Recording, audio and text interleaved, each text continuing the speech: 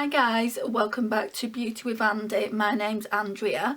Thank you so much for joining me today. It really does mean a lot. Now this is kind of a special unplanned video dedicated to Myasthenia Gravis.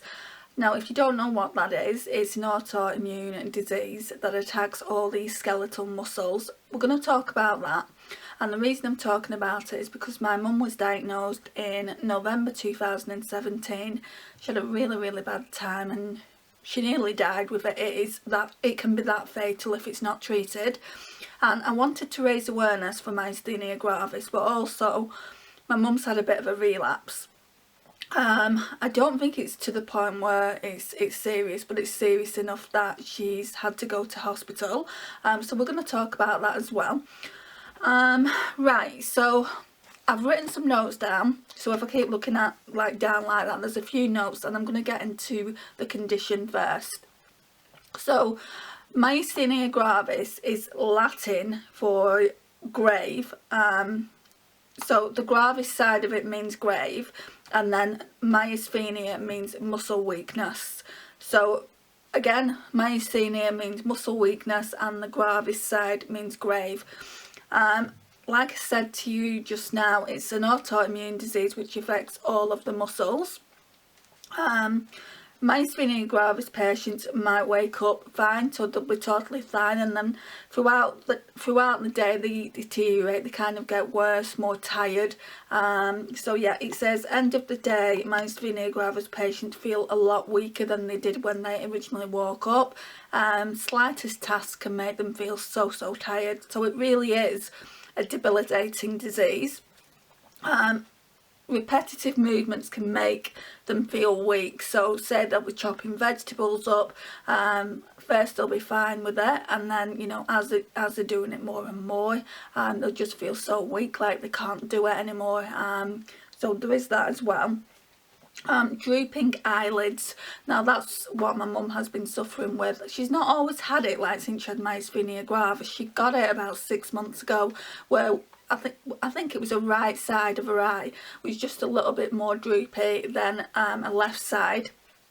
I've seen a lot of patients. I'm going to try and put some pictures off Google into the video. Oh, will that be breaking copyright, do you think? I don't know what to do.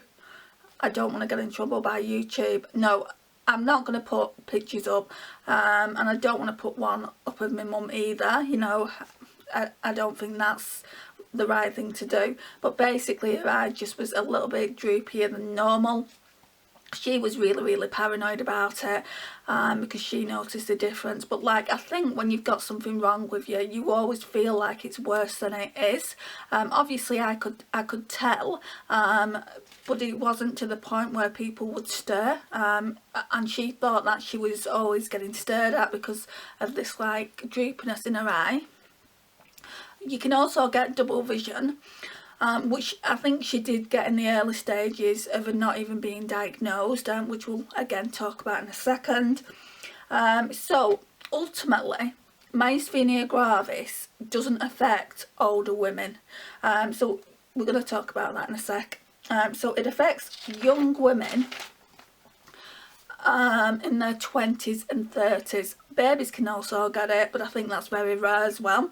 And then older men in their 60s and 70s. Now don't ask me why, but they don't find a lot of women like my mum's age when she was diagnosed. She was 67 at the time.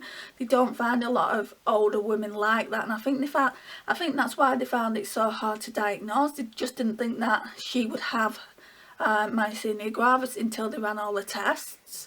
And then the last thing that I've written down is Myasthenia gravis, which affects breathing, can be fatal if not treated. And that's if you're not treated, you go into Myasthenia gravis crisis, which basically all your organs shut down, which my mum went into the first time around in November 2017. Now I'm going to be doing a completely dedicated video to what happened to her in 2017, but this video isn't about that. This video is about a week ago today. I was speaking to a consultant. I think I've said this in other videos, but I think this video will go up first. I was speaking to a consultant about the changes that she has developed. So along with the droopiness of the eye, she didn't get any double vision, but what she did get is breathing problems. She was really having trouble breathing. Like, she'd go from the sofa to the toilet, which isn't far at all. It's probably 7 or 8 feet, not even that. And she'd be out of breath when she came back. And then also she'd like go and make a cup of tea in the kitchen, which is literally like the front room's here, the kitchen's there, and she'd be out of breath then as well. So that's when I knew things weren't right.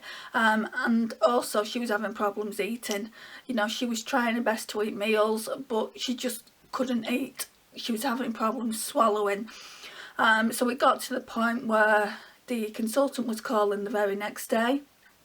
She did a video sorry, the first time she called, she couldn't do that video consultation because something was wrong at their end. So for the first time, I really just spoke to her. I said, look, I'm getting really worried about my mum. I think Myasthenia Gravis is getting worse. I think Myasthenia Gravis is getting worse. Her breathing's really bad. The droopiness of her eyes, obviously, that she'd had that for 6 months. The fact that they told me to give her more tablets as well, about 3 or 4 weeks prior to this video consultation, when she last had a consultation with a neurologist. I keep wanting to say haematologist because that's what I'm under. Yeah, so about 4 weeks ago, she, like the consultant rung and told me to give her more tablets. So I did, and she wasn't feeling any better. She's on pyridostigmine, for those of you who do have myasthenia gravis. That's a popular one that the doctors give out, and it was working fine. Originally she was on, they come in half tablets, so originally she was on 2 tablets. Well, they don't come in halves, you've got to split them up. So she was on 2 tablets originally, and then like when she was going into the hospital, she was on 7. And it just wasn't making any difference. And also, like I said, her breathing. So the consultant, a couple of days before she was admitted into the hospital, told me to give her more prednisolone, which is a steroid, to help with the breathing. So that's the steroid that she's on. So I did that, obviously. Right, so they wanted to see if she could do some simple tasks. If she could do these tasks, then she wouldn't have to go into hospital. So basically, I had to do that because obviously she couldn't go into hospital with all this pandemic that we're in. And if it wasn't this serious, she wouldn't be in hospital. I don't feel particularly great about her being there with the pandemic. So what I had to do is put my finger up high like that, like even higher than the camera, so like all the way up there, and she had to like look at the finger, and she couldn't like take her eyes off the finger, and she couldn't do it, her eyes kept drooping. So that was one sign that myasthenia gravis was back. Well, I say back, it's never gone away, you know, it was worse than what it was previously. And also, like, she had to count to a certain number, so she could count to 13, like holding her breath and counting to 13, and they would like to say somebody be able to count to 20 with holding the breath. So they wasn't happy about that. What else was there? Just that she had declined so much since we last spoke to the consultant. She wanted her to go into hospital for a few days and to be monitored, which is what she did. So the admission of the hospital, yeah, so basically my mum said that she didn't want to go into hospital, but she would go if needed to, and the consultant said, I think we need to get you into hospital. We need to basically monitor you and see how you're doing, and possibly give you different tablets or give you more tablets that you're already on, and we can't really do that. So I packed a bag for her, and I packed clothing for 7 days. I thought she would be home, to be honest, and here we are a week later, no wiser. So the admission itself, right, so basically what happened is the consultant said, leave this with me, I'm going to speak to neurology and I'm going to see when we can have a bed ready for your mum. And I said, okay. So like a few hours later they called back and said, they'll have a bed ready for your mum tomorrow or the day after. So what I did is I stayed with my mum that night, just for company for her. I didn't want her to, you know, think about it too much, and I just wanted to be supportive towards her.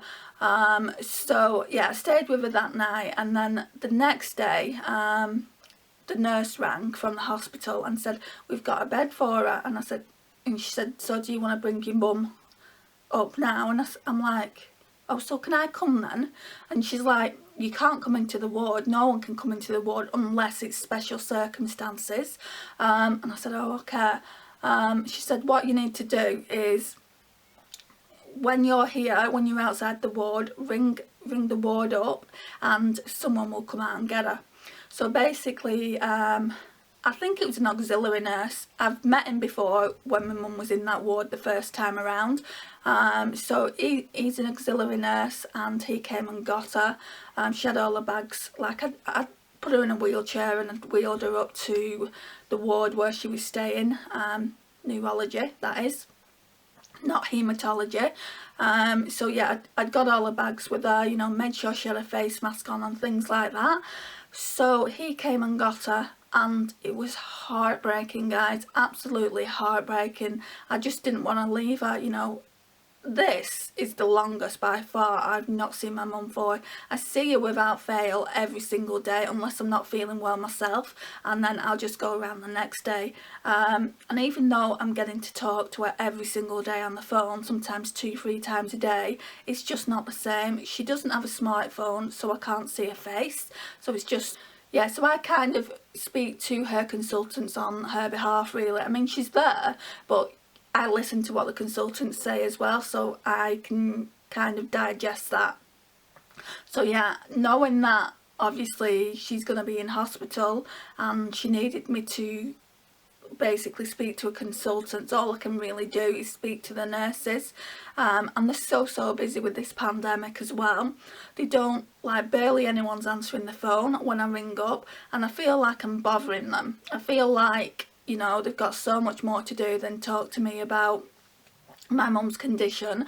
A lot of, like, patients must be ringing up, and someone said, yeah, but they're not your responsibility, mum's your responsibility, and I completely agree, she is. But I just feel like some of the nurses don't want to give me the information. I spoke to a lovely sister yesterday at the hospital, which we'll get into in a sec. So, yeah, she's in hospital. They don't know how long she's going to be there. That's top and bottom of it. They just don't know. It could be another week. It could be 2-3 weeks, which is a nightmare. I mean, she doesn't want to be there. Obviously, I don't really want her to be there with this pandemic, but she needs to be there. They need to monitor her. So what they've done so far is given her more pyridostigmine, which is the tablet that controls Myasthenia Gravis. It's not been doing a great job of controlling it over the last few weeks. Like I'd like to say last 5 or 6 weeks, it's not been doing a great job, and they want to know why. And then she's on another drug, prednisolone, which works with the pyridostigmine and also helps with the breathing side of it. And they've given her more tablets of that, I think. So she was on 4 every other day, and then they put it up to 5 every other day, and I think that's when she was admitted, and now she's on 9 every other day. So this is how bad it's gotten. This is how bad her condition's gotten. And because she had she went into myasthenia because she went into myasthenia gravis crisis in 2017, I'm just on pins all the time. It's like I'm waiting for phone calls off the hospital to give me bad news. So, you know, touch wood that doesn't happen, and they can just like monitor her on these tablets, and then hopefully, you know, she'll be able to come home soon. They've done certain tests. The sister said yesterday that they've done a specific respiratory I can't even say it. They've done a specific respiratory test. Sometimes myasthenia gravis patients have really bad problems breathing, respiratory problems. So what they're doing is they're seeing if she needs an operation. A lot of myasthenia gravis patients have to have it, so it is common. And, you know, I started getting really angsty, really nervous, and I said, well, is this fatal? Because myasthenia gravis, if left untreated, can be fatal. And she said, no, as long as she has the operation, if she needs it, it will be fine. She'll just have the operation and she'll feel a lot better, if that is what the problem is. The doctors don't know if that's the problem, because my mum was saying all the tests have come back fine, and she was like, I can't understand what the issue is then. Why can't I breathe properly? Even in the hospital, in the ward, like there's 3 other patients in her ward with her, and there's a toilet, like with a toilet and a shower in there, and it's only a few feet away from her bed, and she really gets out of breath when obviously she goes to do something like goes to the toilet or goes to the shower. She really gets out of breath. So that's another concern, but it could be a different ailment altogether. So we're waiting on the test results, I think, for that, because it might not have anything to do with myasthenia gravis. Now, I personally think it does, but I'm not a doctor.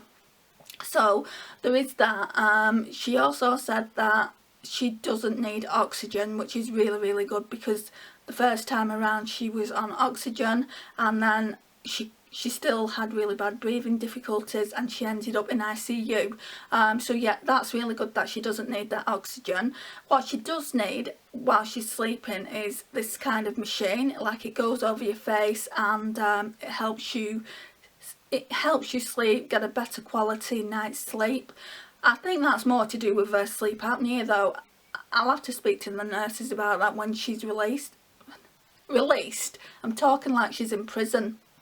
Yeah, when she comes home. So yeah, I think that's it. I don't think anything else has really been said, just that they're monitoring her. They've not really given me any more information than what I've given you. So I think that's everything I need to tell you. But if you don't know about myasthenia gravis, it is quite debilitating for the patients. A lot of the time she just feels so tired, and she's like really fed up as well of being in hospital. Yeah, that's it really, guys. I just wanted to talk about myasthenia gravis to you, and also to how my mum got admitted, also to how I felt when she did get admitted. You know, I just felt so lost. I remember calling my sister up in absolute tears. Absolutely heartbroken I was, but this is the best for her. She's in the best possible place. She's had the test for COVID-19. She's absolutely clear. I thought she might be, because obviously she's not been out. I've been the one that's been going out to do her shopping, bills, and obviously pharmacy, and I literally only go out when I need to, and so I didn't think that I'd passed anything on to her. But if I had, that would have just been the worst thing in the world. I just would never have been able to forgive myself if I'd given her COVID-19. So yeah, I don't want to talk about that too much, because I want this video to see the light of day, and you'd be able to see what my mum's actually gone through. She's had blood tests, she's had scans, so a lot of the tests came back normal. Her blood work wasn't normal though when she was admitted, so they was a bit concerned about that. They put her on a drip, and they also put her on a cannula, and she said that they put something inside the cannula. I think it was so that they could see her blood more clear. I don't know, because I've not spoken to the doctors. Like, maybe when she comes home and a consultant rings up, I can ask for more information. It's not that I don't want to bother the nurses, it's just that they've got so much on the plate, and the NHS is understaffed, isn't it? So I got quite a good nurse talking to me yesterday when I dropped another bag off for another week for her, and she was telling me everything that's gone on, and that's all she can do. All she can tell me is the tests that she'd had, which I knew about most of the tests anyway, and she said all the doctors are doing now are monitoring her and seeing how your mum does. So yeah, that's basically the story, guys. It's a story of my mum being admitted during this pandemic. Quite upsetting, even though, like I said earlier, I do get to speak to her as many times as I want, but she is very, very tired. So I just let her sleep, basically. I just try and limit the calls to maybe 1 or 2 a day, like in the morning and then in the evening, just to make sure she is okay, and if she needs anything, bringing up to the hospital as well. And then if she needs things bringing up to the hospital, oh my gosh, that's a chore. So with this pandemic that we're in, the bus station where I live has got, you can't get to, like, you can get off the bus, obviously it takes you to the bus station, and then it's like a maze of trying to figure out how to get to the next bus, because I have to get 2 buses to get to the hospital. It really isn't that far. It's probably about 6 or 7 miles to the local hospital where I live, but I don't drive. Yeah, so I don't drive, so I have to get public transport, which is fine, you know, it's never been an issue for me, but obviously now with the bus station the way it is, it really is a struggle to know which way. So basically you've got to go out of the bus station, like right down to the bottom of the bus station and back in to get to the bus. It's like, oh my gosh, this is weird, you know.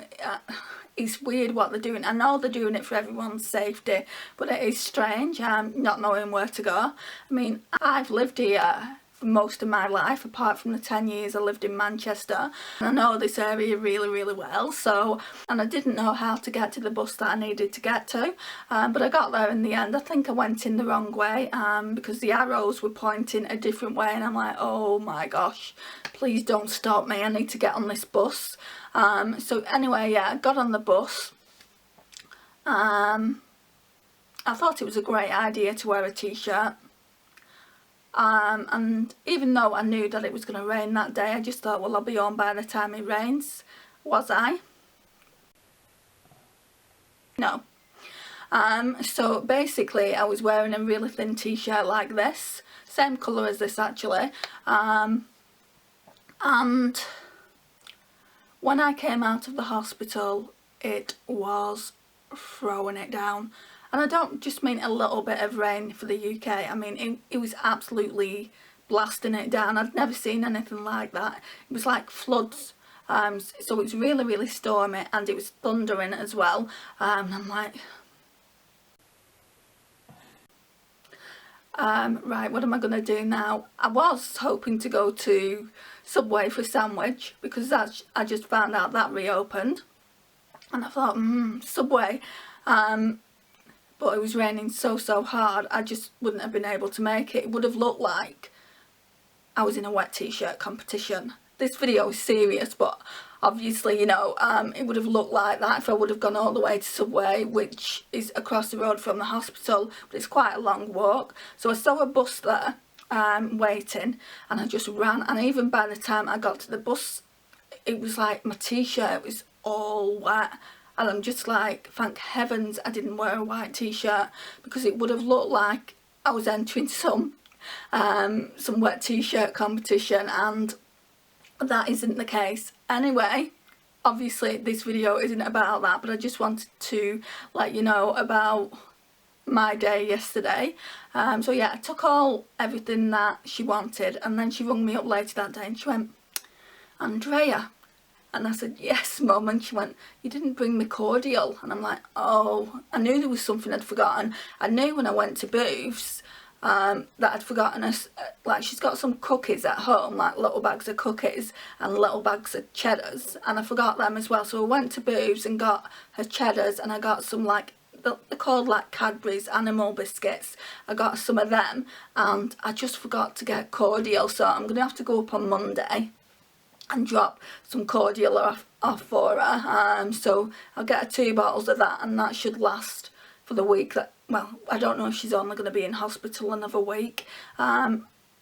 We'll see. So it should last for a good week anyway, 2 bottles of cordial. So yeah, this is the video, guys. It's all about myasthenia gravis. I will be talking about how she was diagnosed originally, but I'll do that in a separate video. I'm not sure when I'm going to do it. I just wanted to speak to you about this particular admission that she's had. I'm really sad that she's had to have this admission, because she was doing so well, and I was making sure that she was as well, because obviously she needs all these tablets, and I made sure I did the correct amount of tablets every Sunday. So I can't understand the relapse, but the doctors are saying a lot of myasthenia gravis patients relapse, and sometimes, like every few years, you do need to come back into hospital for a very short stay so we can basically monitor you. So that's basically what they're doing. But yeah, I'm really missing her like crazy. I hope she gets better soon, and I just hope she'll be home soon as well, so I can look after her. When she originally went into this hospital, and it's not the hospital's fault, so this is another thing I've just thought of, it's about medication. So she needs medication, like a pyridostigmine, every 4 hours. If she doesn't take it every 4 hours, I didn't know this, but if you don't take it every 4 hours, then the muscles become weak, like especially in the jaw area here, like it shakes, and she can't eat meals. So basically they was giving her a pyridostigmine after meals instead of before meals. So they gave it her after meals, and she just couldn't eat her food. So I had to ring up the nurse and said, look, you know, I'm getting really worried about my mum. You're giving her the medication after meals when she needs it before, and the pyridostigmine are really important tablets. I'm sure that I don't need to tell you. I'm sure I came across patronising, which wasn't my intention at all. It's just important that she gets those tablets when she's supposed to get them, every 4 hours and not every 5 or 6 hours. Otherwise she just can't eat, which is what happened then. So I got a lovely nurse, I think she was a sister as well, and she said, well, what we can do then, we can put her on timed meds. So basically what that means is every 4 hours they'll give her that pyridostigmine, and also they'll make sure she gets the steroids on time, her prednisolone. So that's been sorted out. I don't think anything else is I don't think that's happened again, but I mean, there's been a few occasions where she couldn't eat a meal. She's doing really well with her eating. She's actually managing to eat meals. She doesn't like all of the food, but that's hospital food for you, isn't it, guys? It's not always great. I took a few treats up for her yesterday, so hopefully she'll be enjoying them. This is the video, guys. It's gone on for a little bit longer than I anticipated. I just wanted to tell you about her admission and about some of the things that she's had to deal with while being in the hospital. I will continue to keep you updated, and any more tests that she's had. She can't tell me every single test that she's had just because she doesn't know the names of it, and this is where I usually come in when I can visit. Obviously I can't visit at the moment, but the first time around there was no issues with me visiting.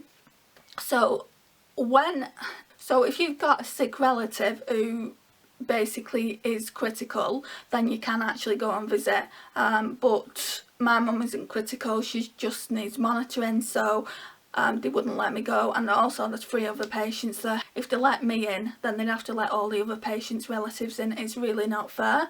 My mum said that there was someone on her, like in her bay on the ward, who was quite elderly, and her daughter came and sat with her when she was in hospital. She's not there anymore. She was, I want to say, released discharged. She was discharged. Why do I want to keep saying released? That's like saying that they're in prison. No, she was discharged and she's gone home. But I think, yeah, so I think she was discharged into a care home. Yeah, so I'm not allowed to go and see my mum because she's not critical, is basically the gist of it. So that's a good thing that she isn't critical and that the doctors and nurses aren't too worried about her, but they're just trying to get to the bottom of it. I know when she was first diagnosed, it took them a long time to even get to the bottom of the condition. Like I said earlier, older women don't tend to get this disease. It's more like your young women's side and then your older men's side. So yeah, this is the end of the video. Like I said, I will do a more in-depth side of it, like going through every single thing. If that's okay with my mum, I'll have to ask her. But she's okayed for me to do this one, so it should be fine. Of when she was admitted up until kind of this point. So I'll be doing that in a separate video, probably in a few weeks' time. Hopefully she'll be home by that point, maybe. Thank you so much for watching. It really does mean a lot, especially as this is not a beauty video. I'll see you in the next one. Thank you so much for watching.